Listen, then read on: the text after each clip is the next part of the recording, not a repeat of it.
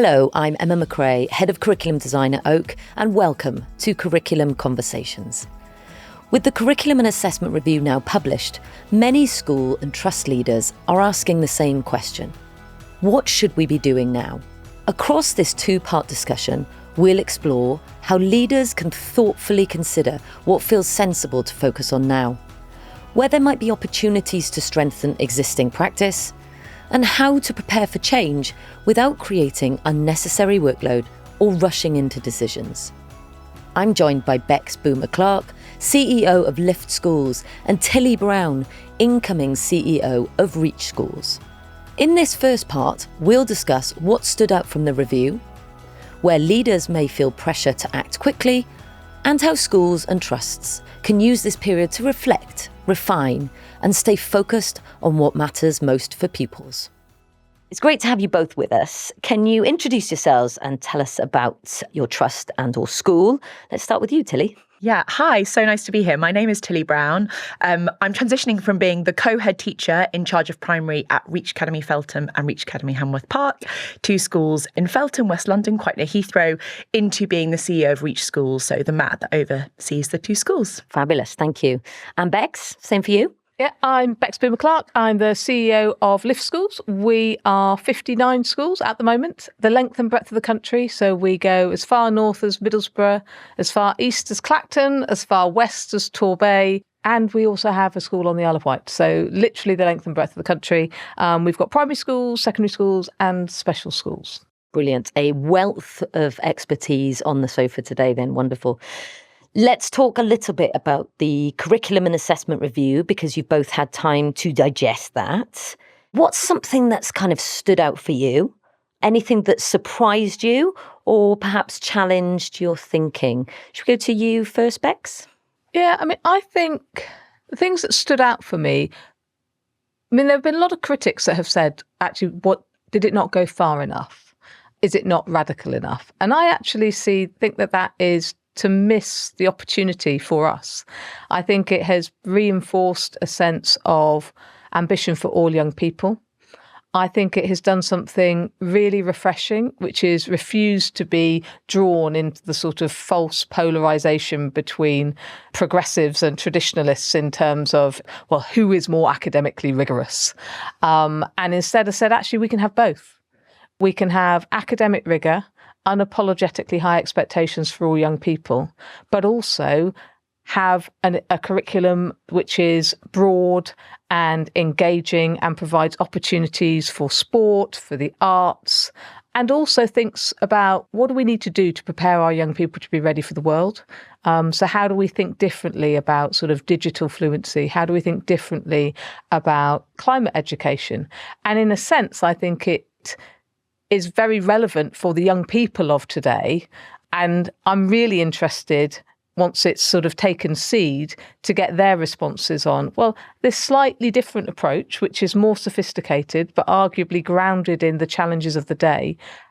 What does that then do for their sense of purpose and their sense of engagement? So I think it's a review which, when you go into the layers, actually, I think it's got a lot more depth than if you just looked at it at face value and said, well, there's not really that much that's changing apart from there's not going to be any EBAC anymore. Just picking up on, you mentioned kind of digital literacy, media literacy, climate education. There's a few others. What's lovely, I think, about those is that it talks about young people's voices and young people as stakeholders in the curriculum. And I think some of what's come out in terms of those themes speak to that, which is, really lovely to see in terms of them having a voice and a say.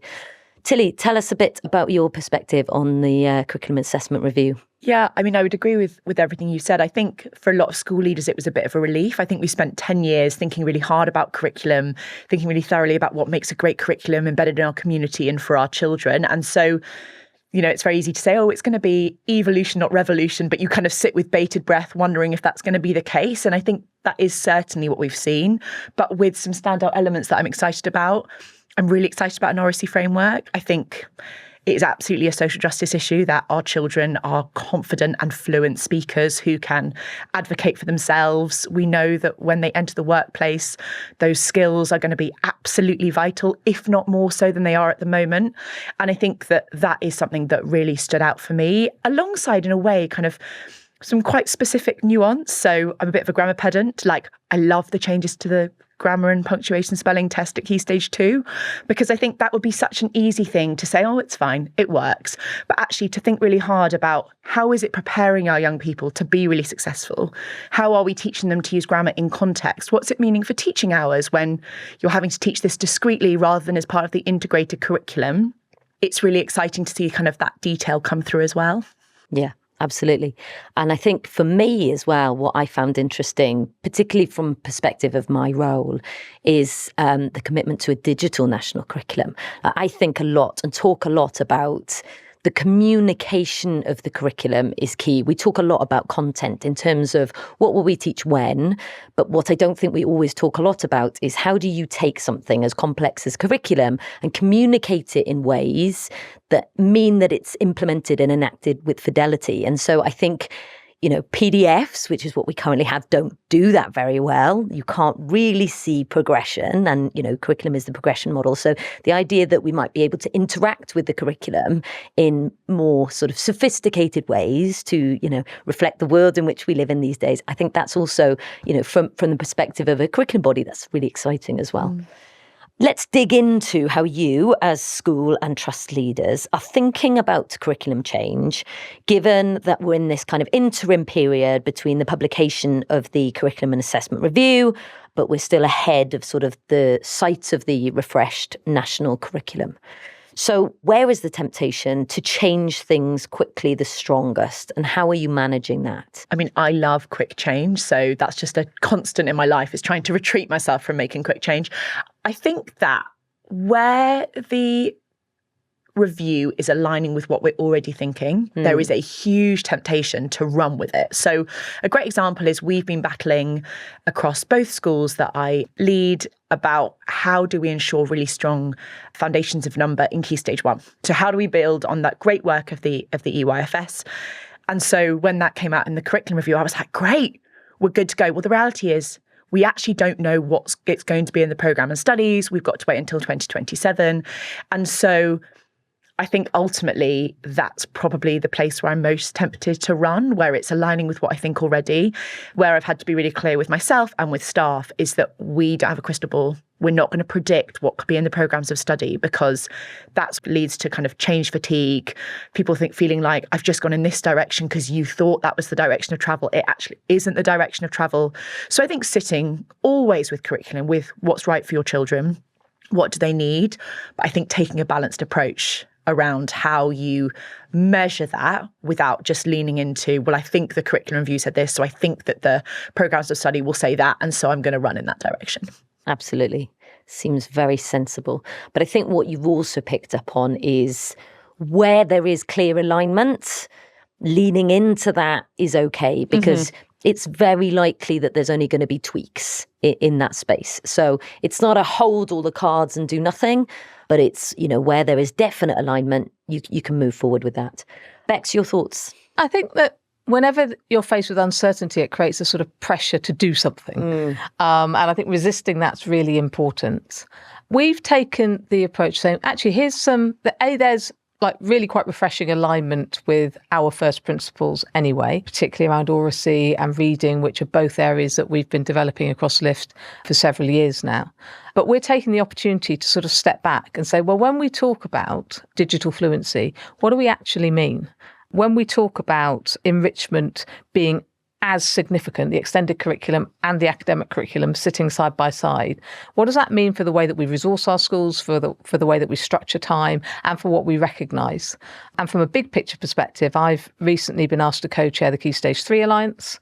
We'd already started doing some work actually with Reach around what we're calling our Key Stage 3 Futures project, to actually take ourselves back to those first principles, and particularly in the context of Key Stage 3. And this is where I think the Curriculum Assessment Review gives us real space actually to be creative. What's the purpose of the early years of secondary? How can that be a distinctive phase in its own right? We've been drawing the parallels between EYFS, which is absolutely founded on the principles of early childhood development. We know more and more about the needs of early adolescent development now. How can we take those principles that we would apply to EYFS and actually say, well, what would that look like for Key Stage 3, for the early years of secondary, to really meet young people where they are in terms of their developmental needs? And I think there's a sort of brief space before we get busy with content to actually say, well, no, let's step back and let's then all step forward once we know more from a much more aligned position in terms of what really matters to our children as we sort of go into this next phase. So I think it's an opportunity. A bit of space is an opportunity to think differently. Yeah, there's almost like the big picture thinking to be done, isn't there? That actually 99% of the time we don't have time to do, right? So a school perhaps or trust that doesn't necessarily have aligned principles. You know, the Curriculum Assessment Review has got some really clear principles in it. And the question is, you know, do they inform some principles that you might want for your trust or school, or do they align with the existing ones, which we can do before, as you say, Becks, we get busy with the content, because then that takes our focus. And we want the kind of fundamentals in place, I suppose, before we start then to dig into the content. Actually, I think on what you said about principles, I think there's a real thing around trying to align the curriculum review with what you would also normally be doing as a school. So it's end of a school year, you're about to start a second year. You know, it is very standard when we know that curriculum is iterative, that you would be reviewing your curriculum. And I think one of the things that really stood out for me was from the curriculum review was this notion of not just kind of vertical organisation, but also horizontal. And I think it's a really helpful one, particularly probably in all schools, but I think particularly in primary schools where you have got kind of so much control over where you teach things and how you teach things, to really be thinking about kind of the horizontal nature of your process. So in fact, a personal example, this year I taught year 4 water cycle at the same time that the year 4s were learning states of matter. So they didn't have a solid grasp of evaporation and condensation, and then I had to teach it in context. Yeah. And I think that's a really good example of how you need to make sure the curriculum is better organised so that children master the fundamentals of knowledge and then they can apply them in different areas of the curriculum. That's amazing. That's great retrieval. That's building fantastic flexibility. And so I think, again, that notion of what would we normally be doing? Well, how can we apply elements of the curriculum review to that to make sure that we're only strengthening our processes as we step into the next year? Absolutely, because going back to the idea of evolution, not revolution, you know, this isn't a rip up your curriculum and start again moment, unless you feel like your curriculum is not fit for purpose, and then it's a perfect moment for that. But in theory, if you are already iterating your curriculum as you should be annually based on assessment data, on teacher feedback, on, you know, making sure the fundamentals are in place, then hopefully the changes to the curriculum as part of the refreshed national curriculum will be tweaks per se, because you've really worked hard to nail down that sequence and that coherence. Yeah, 100%. There's also something about, we often think about what will the adults do when we're going through a period of curriculum reform and review. And I think it's quite interesting when you look at the engagement data that we have, literally that young people join us in secondary schools, engaged and energised and ready for learning, and that drops off a cliff at the age end, you know, between year 7 and year 8, and that's even more acute for girls and for pupil premium kids. I think it's a really interesting opportunity, which we've taken, say, through the Key Stage 3 Futures work, to actually ask young people, what do they think? Actually, where is there space for them to have greater agency? You know, if you're in geography, would it be really that difficult to say like, you can teach about the Amazon or the Nile, choose. Small spaces where we can actually bring pupil agency to their curriculum is something that we're starting to explore and involving them in that process. Yeah, I feel like I want to now hear more about Key Stage 3 Futures project. but I think we're focused on a curriculum conversation, so maybe that's one for next time. Finally, shifting from thinking to doing. What are you doing and not doing in this kind of, you know, interim period between the publication of the review and waiting for the refreshed national curriculum? I mean, I think I touched upon this earlier in a sense of we're taking the opportunity to go back to our first principles and to see where the curriculum fits actually within the whole of our education model. Because it's one part of a sort of complete school experience and a complete school design. And so we've been taking the opportunity to say, actually, how can we set these things in context and make sure that our approach to PD is, not over-indexing on teaching to the expense of curriculum. So we've been literally going back and saying, well, if we're going to be ready to do something that feels new and fresh, let's look at that in the round, because there's a danger that you focus on curriculum over here with all of the people that are interested in curriculum, and then you focus on teaching and learning over here with all the people that are interested in pedagogy, and then you might have some people, we now need to think about assessment. And so we've spent the last year really bringing that into sort of one education model. The other piece that we've been doing through our subject networks is taking the opportunity to evaluate where we are right now. We introduced 4 years ago a network-wide focus on reading, and it saw accelerated gains in primary quite quickly. It's taken longer for those to come through in secondary. But what we're seeing now is young people are going into year 9, which is the year behind our pioneer cohort, with hugely improved reading capabilities, reading fluency. And so we're trying to link that work to the level of expectation that we have around our curriculum thinking and resourcing. And I think it is one of those moments where you can just sort of pull it all together and look at the whole experience in the round, so it doesn't feel siloed. And actually, I think that the way that the curriculum and assessment review has been structured, if you read between the lines, it does encourage schools and trusts to do that. Yeah, I would entirely agree. I mean, I think you always want your children in your schools to be getting the best educational experience they can. So I think ultimately, what are we doing? We're continuing to try and make that better and better and better. And ultimately, that's always going to be a triangulation of really excellent cultural relationships, is what we call it, really strong teaching and learning, and then an excellent curriculum. And I think just because we are waiting for programs of study doesn't mean that we would stop doing that. We're not going to predict what's in it, but what we are going to do is look at assessment, look at the teacher reflections, look at the data, and work out, what do our children need? I think the other thing that I'm really excited about is the element to which the curriculum review recommended that there is more space for enrichment. Like, how rich is our enrichment offer? How applicable? How are our students experiencing it? Because it's great for teachers to say in the staff room, that's a great experience. But if children don't feel like that, then we need to try and square that circle. And then I think the other thing that we're thinking about is, how are we already embedding the kind of principles and approaches, I'm going to call them. So certainly RSE, how are we thinking hard about broad and balance? Like, is our course strong? Is every child accessing a really rich curriculum? Because we have a rich curriculum, but is it for all? And so I think asking those questions early, so that we go into this academic year with a really clear picture of what's working well and what would be even better if, ahead of any changes that are coming.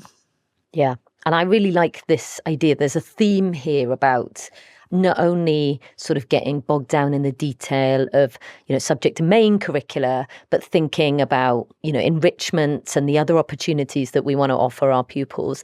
And also thinking, okay, well, it's a curriculum and assessment review, but we know that curriculum, pedagogy and assessment all go hand in hand. So actually, we need to think of those in some cases as one thing, not three things. And this is a perfect opportunity to do the bigger picture thinking on those things. Thanks so much for watching this part 1 of our conversation. In part 2, we'll turn our attention to implementation, how to approach curriculum change at a manageable pace, how to build teacher confidence and capacity, and how leaders can avoid common pitfalls whilst ensuring pupils continue to experience a coherent, high-quality education throughout the transition. We'll also discuss what successful curriculum change should ultimately look and feel like in classrooms. So do join us for part 2. Thanks for watching. If you've got any questions, please pop them in the comments. And of course, you can head to our website for more information.